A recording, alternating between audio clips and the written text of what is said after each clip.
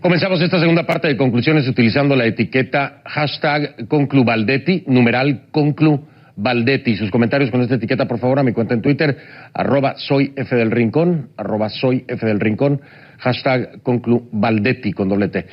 Hace 2 semanas las autoridades de Guatemala denunciaron a Juan Carlos Monzón, exsecretario privado de la vicepresidenta Roxana Valdetti de Guatemala, como líder de una red millonaria de fraude aduanero. Desde entonces han sido muchos los personajes que se han agregado a esta historia y muchos los hechos transcurridos también. Primero, aumentó la polémica tras conocerse que Monzón emprendió un viaje en aviones separados con la vicepresidenta Valdetti a Corea del Sur y a pesar de ser declarado prófugo durante este viaje, Monzón no regresó al país. La vicemandataria ha explicado que él llevaba agenda privada, que ella no pudo controlar su regreso. Sin embargo, líderes de oposición han denunciado que sospechan un presunto encubrimiento en este caso. El gobierno y la misma Roxana Valdetti lo niegan. Frente a la situación, la abogada Ana Lucía Alejos, fundadora de la organización Denuncia Guatemala, presentó un recurso de exhibición personal para que el exsecretario Monzón sea buscado en 6 propiedades de Roxana Valdetti. Según lo señaló el vocero de la presidencia de Guatemala, este recurso, lo estoy citando textualmente, abro comillas, este recurso se presenta cuando hay sospechas de que en un recinto público o privado se puede estar escondiendo algo o alguien, y agregó también que un juez de competencia aprobó la búsqueda y que ésta se llevó a cabo sin problemas.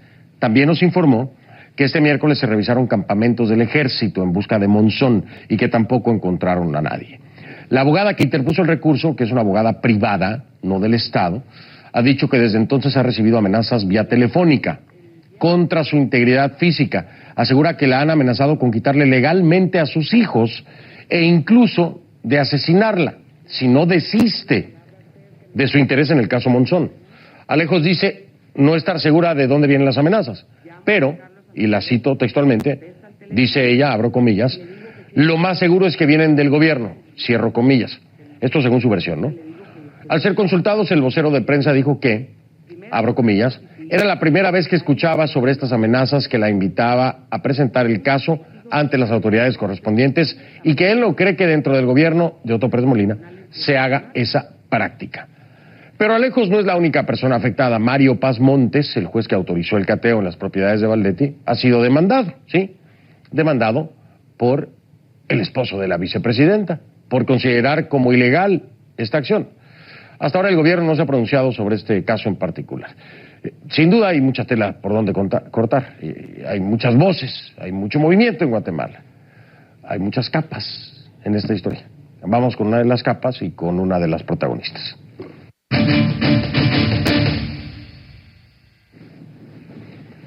Le doy la bienvenida entonces a la abogada Ana Lucía Alejos Botrán, quien interpuso un recurso de exhibición personal para la inspección de las propiedades pertenecientes a la vicepresidenta Roxana Valdetti. Nos acompaña vía Skype desde Guatemala. Muchísimas gracias por la entrevista, bienvenida. Buenas noches, Fernando, muchísimas gracias por la invitación y buenas noches a todos los televidentes. Muchísimas gracias a ti por la confianza en un tema tan delicado. Primero déjame definir qué tipo de amenazas, hasta dónde se ha llegado, qué es lo que te han dicho textualmente, qué dicen estas amenazas vía telefónica. Cuéntame un poco acerca de eso.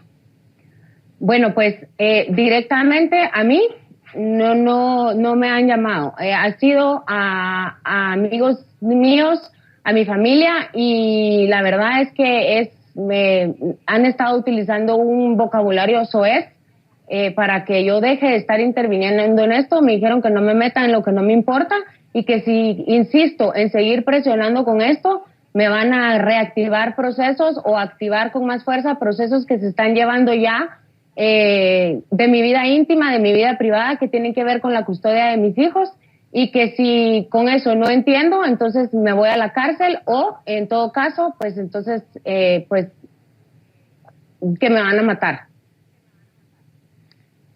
Así, concretamente, vamos a poner un poquito en contexto este tema de la vida privada. No quiero ventilarla como tal, pero entender que de alguna forma habría un vínculo con el mismo presidente Otto Pérez Molina. Es decir, tu ex esposo estaría vinculado con el presidente Otto Pérez Molina, sería pariente, ¿no?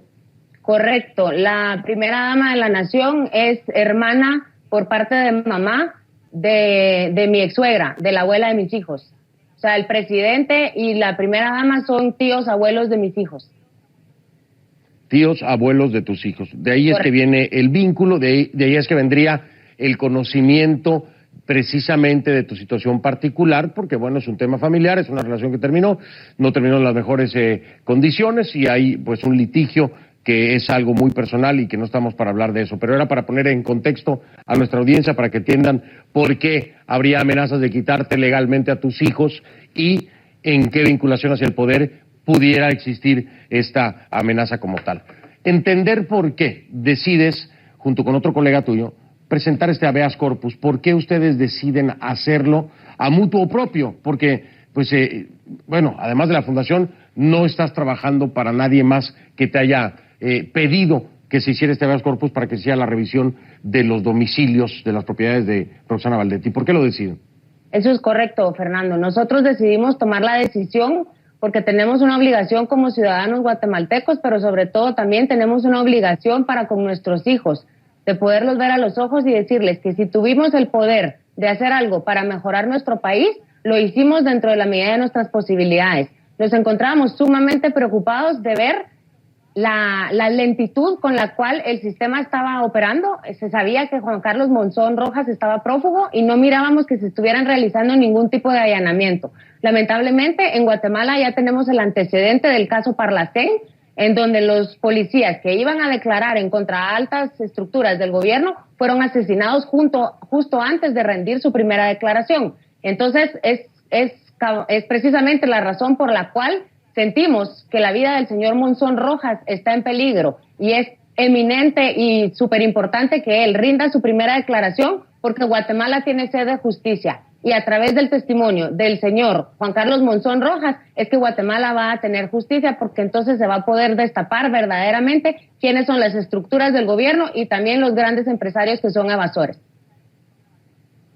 Esto me llama mucho la atención porque es un planteamiento que no se había hecho de tal forma, es decir, aquí el tema, como lo planteas tú, ya no es que esté ni siquiera prófugo Monzón, sino que alguien estaría impidiendo que Monzón se presentara, desde la perspectiva que me lo planteas.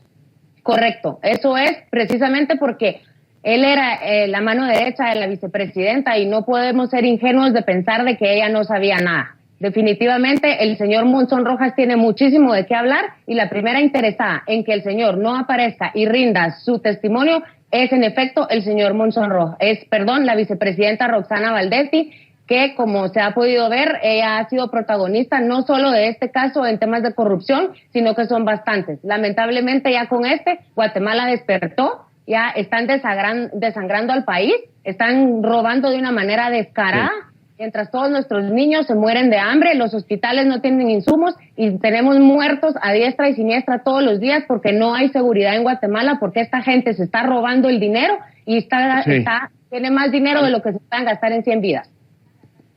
Ana Lucía, déjame marcar una pausa. Tengo que marcar una pausa para regresar y continuar con esta conversación. Vamos a seguir con el tema Guatemala contraataque. Hay muchos comentarios y los voy a leer para poderlos integrar, obviamente, en esta charla, como siempre lo hago. Les recuerdo sus comentarios en tiempo real, los estoy leyendo. En Twitter es @soyfdelrincón, @soyfdelrincón. La etiqueta es Concluvaldetti, con doble T. #Concluvaldetti. Esa es la página de Facebook, es facebook.com/conclusionesnn. Ese es el Twitter, @soyfdelrincón. Numeral Concluvaldetti, esa es la etiqueta.